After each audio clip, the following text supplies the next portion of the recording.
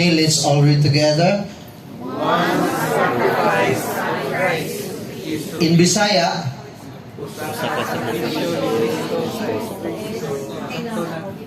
okay, kung i-paraphrase, igo ra ang pagsakripisyo ni Jesus.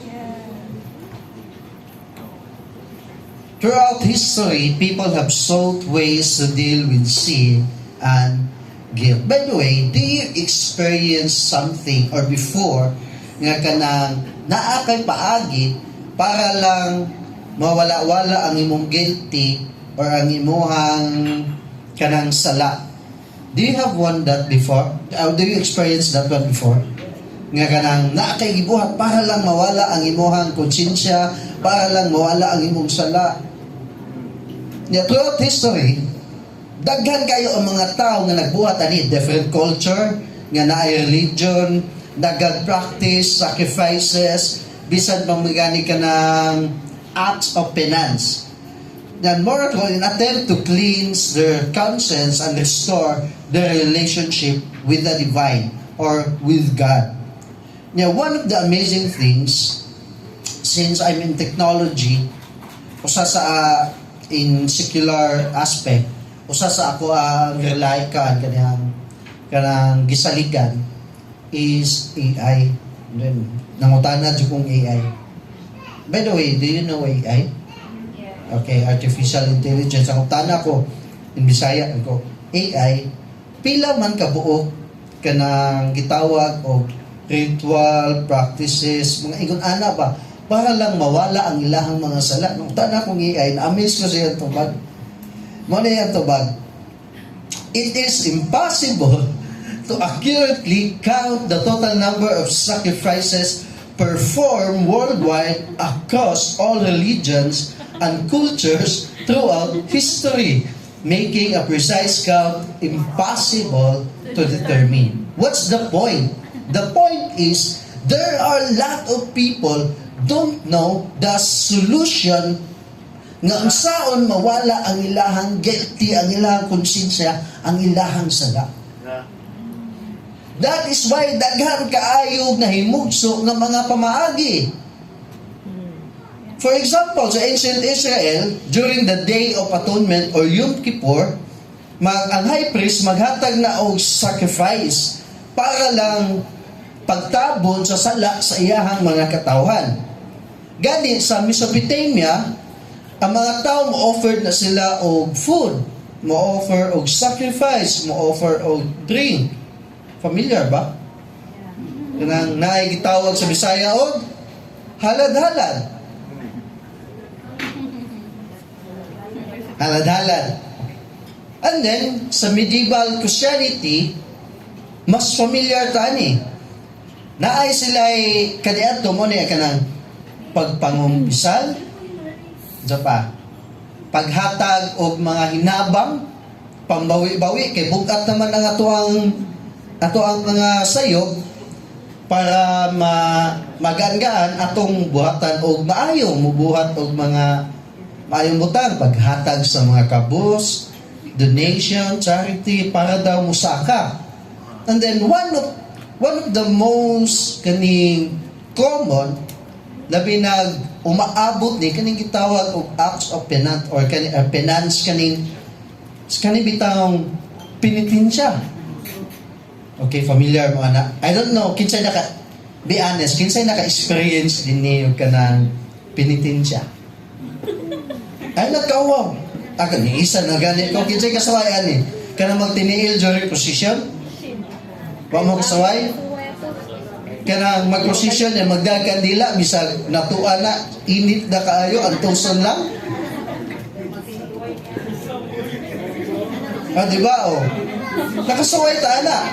For sure ang wa ninyo masuwayi kato magbalansan sa cross.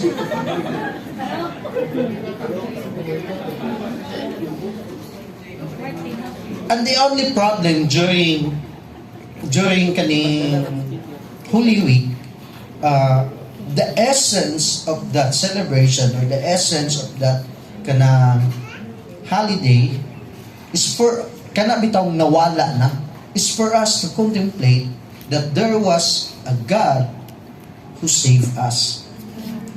Karon ang mga tao nagpalansang para mawala ang ilang sala. In fact, daghan ang mga video sa social media nga nahimo ng katawanan. I don't know kung kita mo ana. There was one na witness na mo sa Birama during Holy Week. Yeah. Siyempre, ilang yun ang sundon, gikan na itong pag-alsa sa cross. Karon kay gitinuod mo sa bunal. Literal, this is not a joke, but this is a real story. Gibunal man yun, wala kaantos, gisukol. And one of the comment, ingon siya, by the way, this is not to malign, but this is what katong usa sa niingon at the time, so kana mo Ginoong usukol. It's funny, kana bitaw, dili na sa maayo. Gani, I remember, ayan, but the only problem, despite sa kaninga sacrifice, despite ani nga action, mo ang problema, wala gyapon nawala ang ato ang kanang bug-ak guys kasing-kasing. For example, di ba namtay mga nang isa sa loyo naka-isa kanang taw natuan sa kandila. Nawad-an ba yung sala? Nakwaan ba? Gani after ana possible mas nisamot pa ta.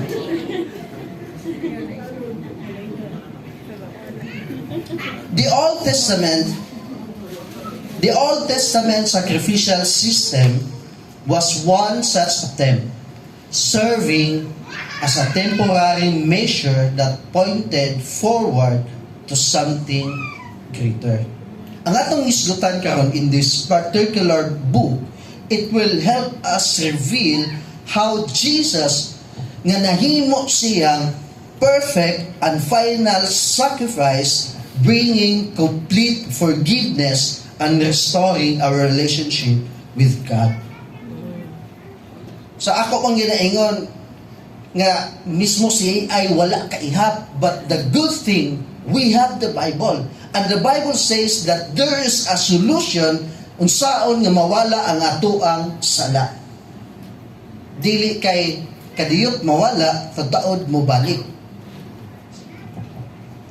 In this sermon, we have 2 points: the insufficiency of the old sacrifice, and the second part is the sufficiency of Christ's sacrifice.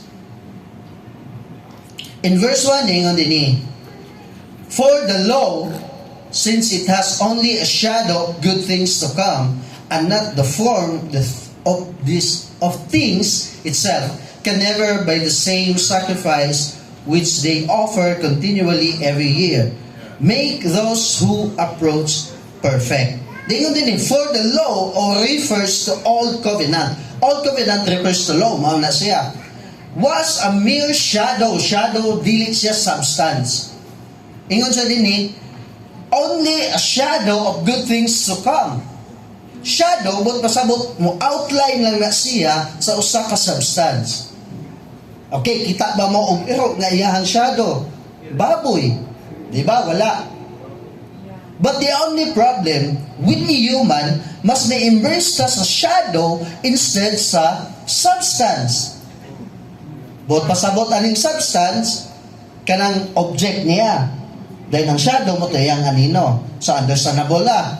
Between the object or substance or the shadow. The Old Covenant was a mere shadow of the substance that is New Covenant. Shadow means that the law communicated the outline and the figure of the fulfillment to come in Jesus.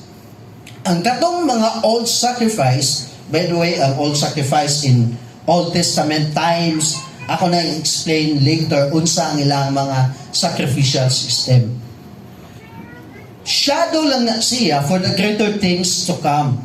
Nganong kinahanglan sila mag-ihaw, nganong kinahanglan sila mag-offer, but it is not the ultimate solution.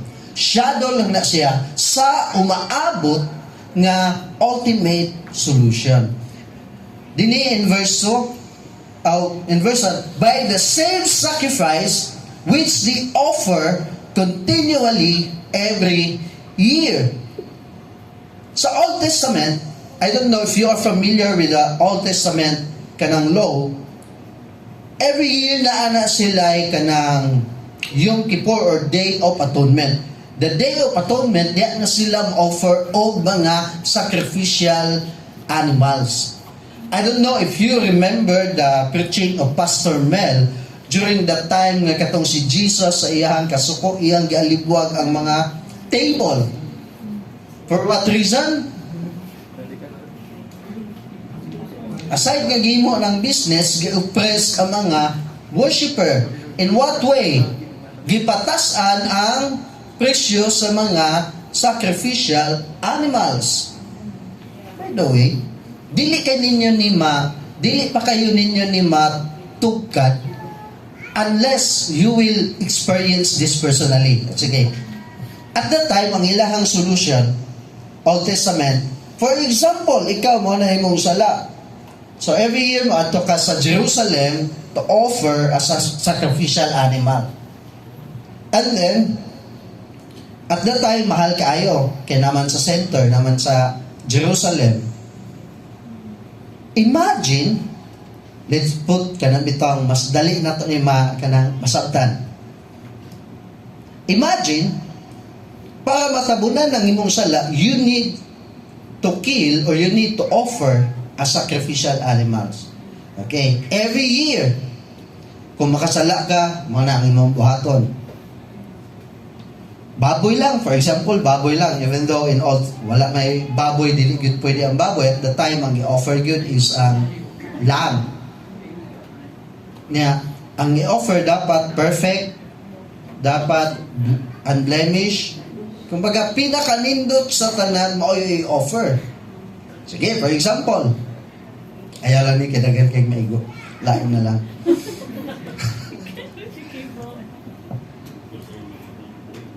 Do you think kaya nato year after year mo offer og animals?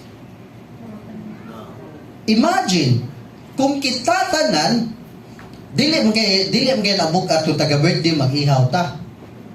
Ana naman nato makita ang kalisod kung ang tanang tao magdungan og ihaw nga naman. Siyempre mamahal ang supply. Mamahal ang kanang demand nga naman, gamay ang volume tungod sa kadaghan. Imagine, pila ka buok tao sa tibok Pilipinas, magdungan og ihaw every year. Akong pangutan na ka-afford ka ta say offer. Possible lang atong buhaton, mangita ta og another substitute. Manok. Ano pa? Itik. Ha? Pananglitan ba? O pananglitan gani? O pananglitan maog gyapon na pamaagi sa atong generation, no? I don't know kung na-attract na katuig sa IC. By the way, og namoy alaga, I don't know kung makalawot tayo para until this year. But the only problem is ang ilahang mga sacrifice insufficient because they could not fully cleanse the worshipper. Ang nahitabo lang at that time, dili gyud mawala ang ilang sala, makabunan lang ang ilang sala. The blood of animals, through sacred in its context, was not enough to transform the hearts of the people. Gani, diha bitaw nato na nakuha nga kana mag-birthday ihon akrusan nato ang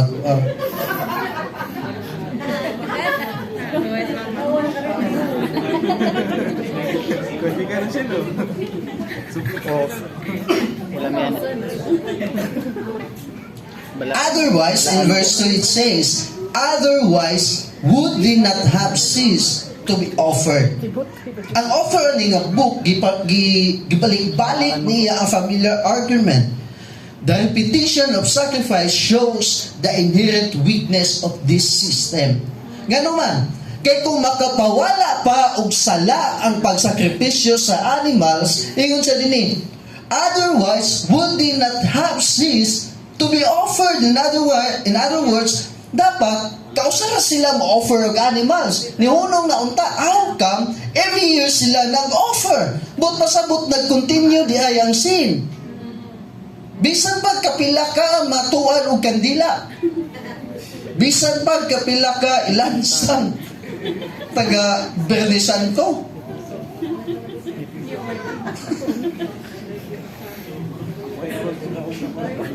Yes, see? Ingon sa dinida, dapat nihunong na unta sila. Nganong nagpadayon pa man sila, it proved that the sacrificial system is not enough and it is not complete. Yes. And it says, but in those sacrifices, there is a reminder of sins every year. Diha na ang cons or ang negative ganuman.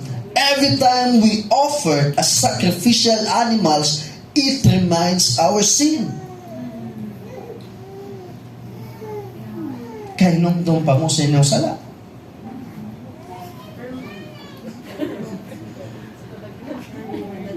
Rather than cleansing, the sacrifices serve as a constant reminder of sin. Every time an animal was sacrificed, it highlighted the ongoing nature sa ato ang sala. Daily life na to. It brought the consciousness of sins to the people again and again. The need for more sacrifice every year indicated that true forgiveness has not yet been achieved. Ingon din ni si Robinson, an atonement that needs constant repetition does not really atone. A conscience which has to be cleansed once a year has never truly cleansed.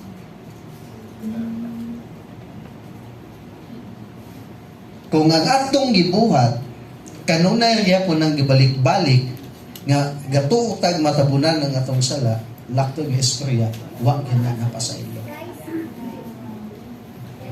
For it is impossible, in verse 14, for it is impossible for the blood of bulls and goats to take away sin. By the way, take away from the Greek word apaireo, ang meaning ani, kinundong atong scenario during that time nga, gidakop si Jesus, and then aggressive man yun ni si Peter, iya din giditso og tigbas ang slave sa high priest, kinundong ato, take away, but pasabot, kanang bitaw, natangtang yun. Natangtang, nabuwag yun sa kanang, kumbaga, divide yun ba? So yun din, it is impossible for the blood of bulls and goats to take away sin. Do you think, para matangtang ng atong sala, enough na nang magsakripisyo tag pila ka adlaw? If you look at history or imo nag-search, you will see many people doing that one. Gani, naabot na to the extreme nga mag-offer na sila og life, human life. It was only a placeholder, a shadow pointing to the greater sacrifice to come. For true forgiveness and salvation, something more powerful, more complete was necessary. This ultimate sacrifice would come in the form of Jesus, who as the Lamb of God would offer himself once and for all, providing the perfect and final atonement for sin. In verse 5, why Christ is sufficient as a sacrifice? Nganong ang iyahamang pagsakripisyo, igo na bagid ang iyang pagsakripisyo para mawala ang atong sala, para ma-take away ang atong sin. Therefore, when it comes to the word, he says, by the way, he says, came from the Septuagint Greek translation at that time. Gikot ni from Psalms chapter 46 to 8. Ningon din ni, he says, you would not desire sacrifice and offering, but you have prepared a body for me. You have not taken pleasure in whole burnt offerings, an offering for sin. Then I said, Behold, I have come. It is written of me in the scroll of the book to do your will, O God. You have not desired sacrifice and offering. Sacrifice and offering refers to the sacrificial offering katong mga animals. Unsa man, goat, bulls, lamb at that time. Pero ningon sa dinhi, you have not desire. Wala siya nagtinguha sa offering gikan anang mga butangan. Gani, one of the common practices we had is that para lang mapasaylo ta sa atong sala, para lang medyo panalanginan ta sa Ginoo at that time. This is the common practice nga atong gibuhat, dagkot ta og kandila. Mao may baratuhon, di ba? Kung adto pigit ta sa Santo Niño or adto ta sa katedral, di na to bayaran, ngawat gyud ta kandila. Do you see? For sure, nangatawa mo kay Kagin sa mga.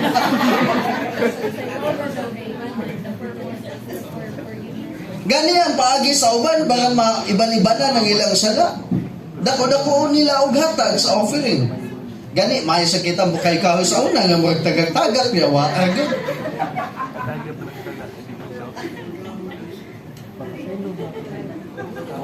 Bisan pagkapila nato o baliko ng mga pag-ampo, it will not diminish our sin. It will not help to take away our sin. Bisan pag guddo nimo ng kadila Santo Niño o bayan imo ng dagutan, di gihapon na makapawala. In our time, in Old Testament time, siyempre ang ilahaw, katong mga animals. But in our modern, sa ato ang panahon karon, kandila. Gani, mas mugawas ang daghan po pinintensya during the time sa pretitid, di ba? Bahalag init kayo. Apil lang yun sa posisyon. But it says, sacrifice and offering came from sacrificial animals. Ingon din ni, you have not desired. Wala na gidesire sa Ginoo. Unsay gidesire sa Ginoo?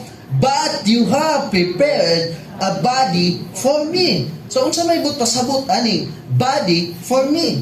Dini, ang body for me, it refers to His Son, Jesus. The ultimate sacrifice, ang iyang body, ang gikahimutan sa Ginoo nga sakripisyo, dili gikan sa animals. Yes. Instead, what please God could only come through Jesus. That is why no one is qualified to, nga mahimong sacrificial offering to take away our sins, but only Jesus. Ang pangutana, nganong si Jesus raman yun? Perfect. Yes, He is perfect. But let me ask you, pananglitan, ikaw ang amahan ni Jesus. Pananglitan lang, ang imuhang anak mo o mo bayad sa sala sa imuhang silingan. Do you think you will agree? Of course not. Of course not. It's literally so very hard. Gani at the time, during the time na nagbasa ko at the book of Colossians, it's hard to kanang bitang pagtugkat, niingon dito, everything was made para lang sa iyahang anak tanan. Visible sa tanang makita o dili nga makita, nga gibuhat sa God the Father, kay para lang iya sa iyahang anak. Tanan niya ni-exist, makita o dili makita, iyan ang gihatag para sa iyahang anak. Iyan ang gibuhat para sa iyahang anak. And then, in the end, ingon anak ba, ka-love sa Father ang iyahang Son, but in the end, walay laing solution ang humanity. Only by sending His Son nga mahimong sacrificial offering once and for all.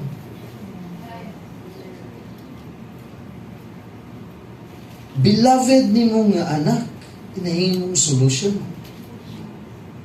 Di ba, listen? Nga, ikaw ang nagbayad sa dili nimo binuhatan. Therefore, when he comes into the world, he says, you have not desired me. In verse 7, behold, I have come to do the will of God. What if lang? May gani na ay Bible. What if? Wala gituman si Jesus.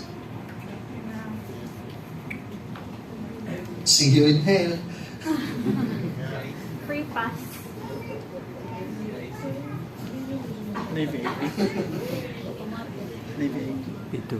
Jesus' submission to God the Father to be the fulfillment of the ultimate sacrifice.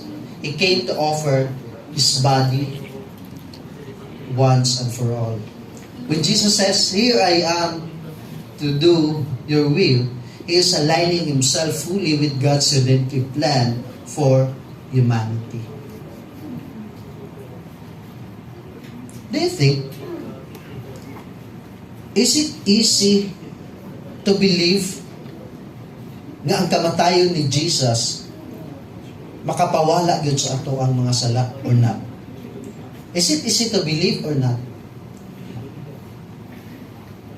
One of the good things kana na-amaze ko, our topic for this season until April is Christ-driven Christianity or cross-driven Christianity.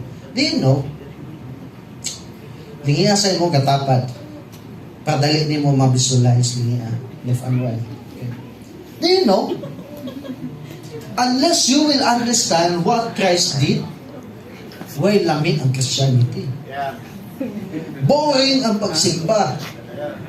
Di ba, familiar naman ta, na ay una, call to worship, magampo. Ma-memorize na nato ng program, ikaw man, praise and worship. Then, ikaw man, grace giving. Ikaw man, word of God. Ikaw man, anay mo tindog for closing. And then, lakaw. Di ba? But how come there are some people excited kayo ka na bitaw mo ihas pa, bago pa sa program, pailanagod katuig din eh. Pero excited kayo, mamino sa Word of God. Wow! Wow! Nakoy uban, bago pa ganito opening prayer, magiging na closing prayer na.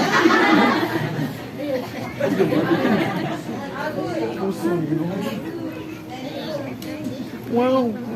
Boring kayo, maminaw sa wali sa pulo sa Ginoo. Ano man, possible you didn't understand what happened at the cross. That is why, kung basihan nato ang atong pagpangalagad sa Ginoo depende sa gidaghanon, you will be disappointed. Ngano man, i-allow sa Ginoo mas ganunay nimo ma-experience gamay ra mo. Kung basihan nato nga ang atong pagpangalagad kung naatay kwarta, ana samot. Ang ipa-experience mo sa Ginoo, perming way kwarta. To test our faith. Makabitaw na ang kabantay mo mag-ampo, Lord, tagay panalangin ni kong salapihan ng bangin, prapliti ka Domingo. Diba, anak mo ma-realize, di katagahan sa Ginoo. Kaya i-test niya ang inyong character, saan yung pag-ato sa simbahan, siwak kay pliti. Salamat kagati sa iyo. Kung taga-bisa ka, alas 5, sugod og lakad pa daw din.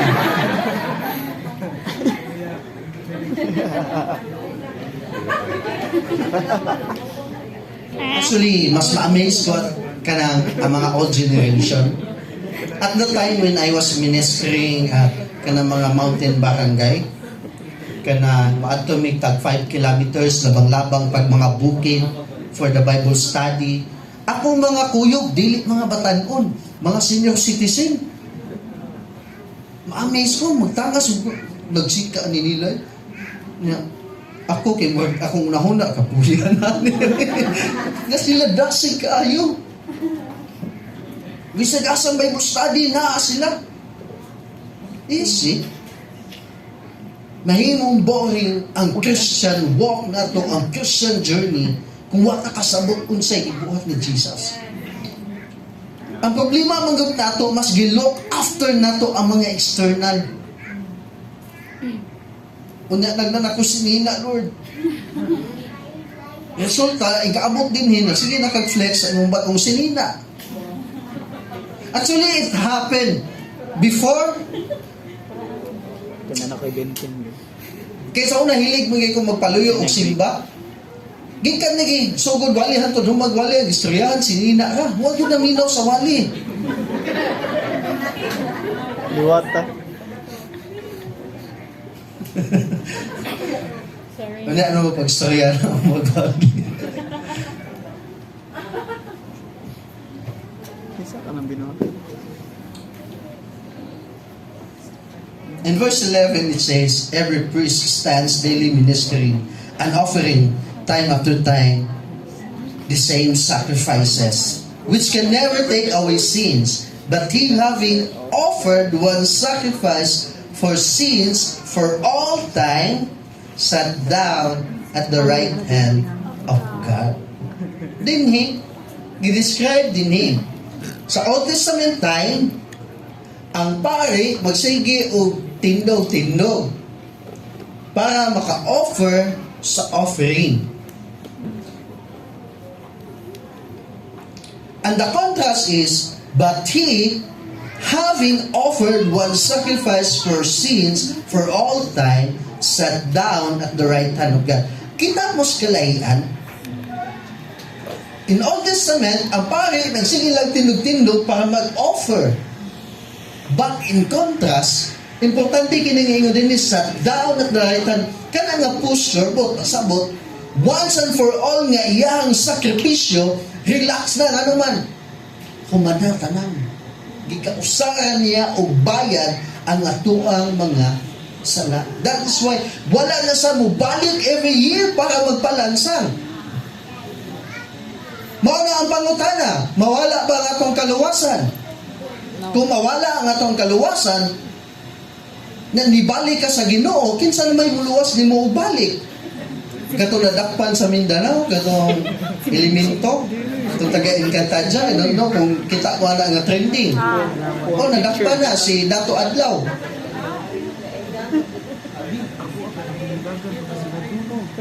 Ang ganda nga cycle break na ni Lord. Once and for all, He paid the penalty of our sin.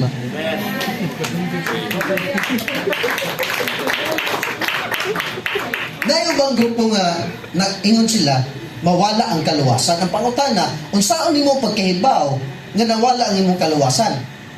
Nagasimba-simba. Nya unsa may kinahanglan buhaton para mawala ang imong kaluwasan? Di kang simba. Di masimba. Nga napoy niingon, manguban. Kanang may bawa nimo nga luwas ka tungod sa imuhang binuhatan. Ben kaon. Di ba familiar mo anak nga kanang uban? May bawa nimo nga luwas ka tungod sa imong binuhatan. Kaon. Unsan di angay buhaton nga naibaw-an jung luwas ka? Magamit kas ministry. Hantod ka no sa amna nimo buhaton para magpabilin kang luwas. Pabilis. Do you think you can perfect that all throughout your life? Ministry. Kapoy kina. Loyal. Munang ngayon si Jesus once and for all. Lingon ng Bible, once and for all. He paid the penalty of our sins, past, present, future. Munang ngayon in the word tetelestai, bot pasabot, It bayad nga tanan. is finished. Makasala pa ba ka Christian until now? Yes. But there's 1 John 1:9. Glory to God, nga naman. During that time nga makasala ta, makaduol ta niya para mangayo sa kapasayloan sa atong sala.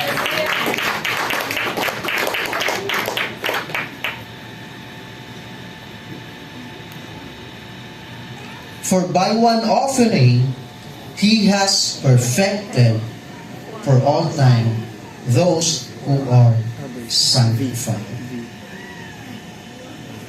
Those who are sanctified. Pinaagi sa iyahang kamatayon, kitang tanan nahinluan. Kitang tanan napasayo ang atong masala.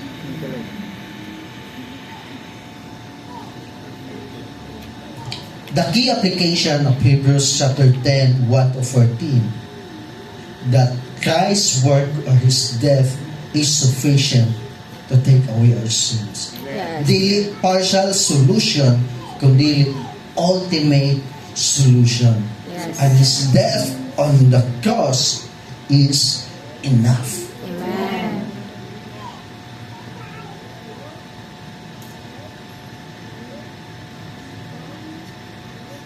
The old system of sacrifice could never truly take away sin.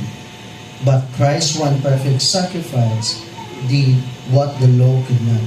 Because of His finished work, we no longer live under the burden of the law. Second, we are completely forgiven and made holy. Praise God. Hallelujah. Worthy is His name to be praised. Yes. Sa kana na lang alone kung mao na atong basihan sa pagpangalagad sa Ginoo. Das it happen.